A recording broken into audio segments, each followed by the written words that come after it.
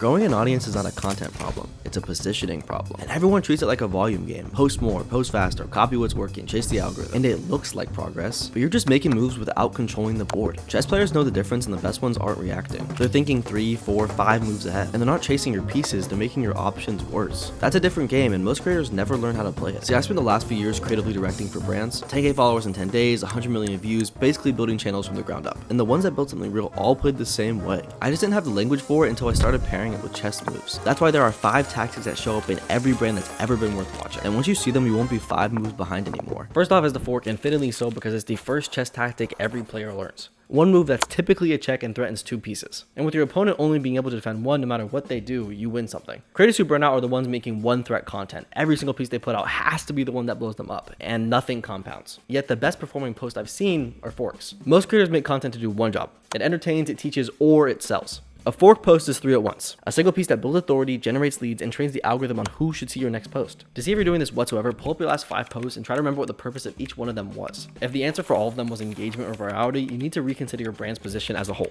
My last video spoke about that if you want to check it out. Therefore, positional creators make forks. The same piece of content proves they have experience in the field, lets the viewer get to know them, and develops their style further. To start doing this, the next time you go to make a post, consider how much story versus value you're putting inside of it. And then make sure you're showing that combination in a way that's unmistakably you. 1 post, 3 jobs, that's the move. Which leads us to attraction, which in chess means you're luring pieces to wherever you want them to go. You offer something that looks like a blunder, your opponent takes it, and suddenly you're in control. Yet most creators do the opposite. They chase, meaning they go see what's working and just copy it. What we want to be doing is getting the right people to come to us. And the way you do that is through specificity. The narrower your message, the stronger the attraction. Content tips attract everybody ever who wanted to create. And speaking from experience, this dilutes lead quality like you would not believe. That's why the trap of going viral is the opposite of attraction. Virality distributes you. It puts you in front of millions and millions of people who have no idea who you are. And when they follow you from said viral post and you go to post a different video, they see it, they don't engage, and your reach is dead. So hypothetically, instead of content tips, say I switch to creative direction for founders who hate their own brand, it would attract exactly one type of person, and that person would go through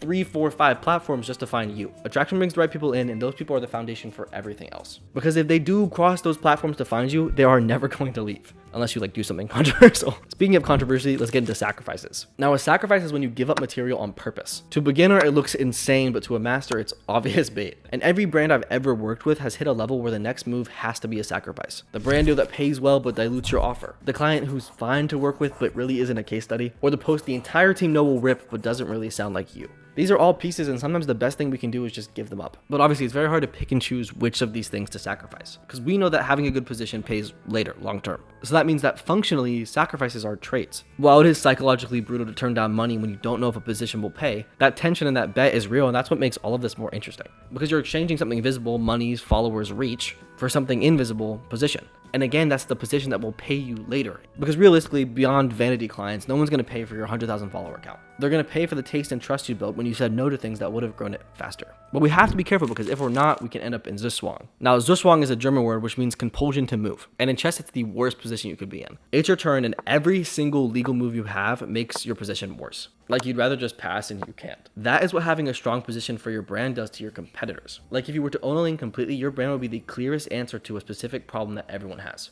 So every move your competitors makes kind of just looks like a response to you. If they copy, they look cheap. If they counter, they look insecure. And if they ignore, they look irrelevant. So every single move they could make is a loss. That's Zugzwang. You don't win by being louder than them. You win by being so clearly yourself that every other move that they make is a mistake. Because realistically, most competition online is just like noise.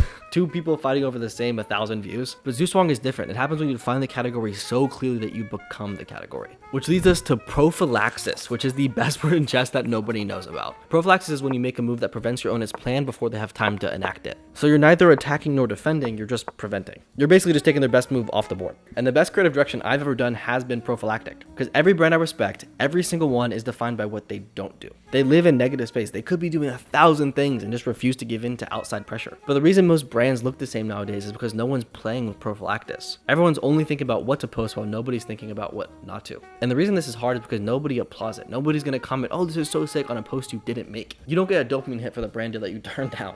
That's why it's the hardest move move in chess and also the hardest move in building anything. So that's the 5. Fork, attention, sacrifice, Zuswang, and prophylaxis. So a little cheat sheet if you want to win at branding. Make every post a fork, pull the right audience, don't chase them, sacrifice what looks valuable for what actually is, position yourself so that every competitor move is a mistake, and play more prophylaxis than offense. However, none of these are hacks. They won't make you go viral next week, which isn't even really the point. Chess players don't study tactics to win games. They study tactics to see, so when the position shows up on the board, they recognize it. That's the whole game. The creators and founders at last aren't the ones with better ideas. They're the ones who can just see the board. Tactics win games, but positions win careers. See ya.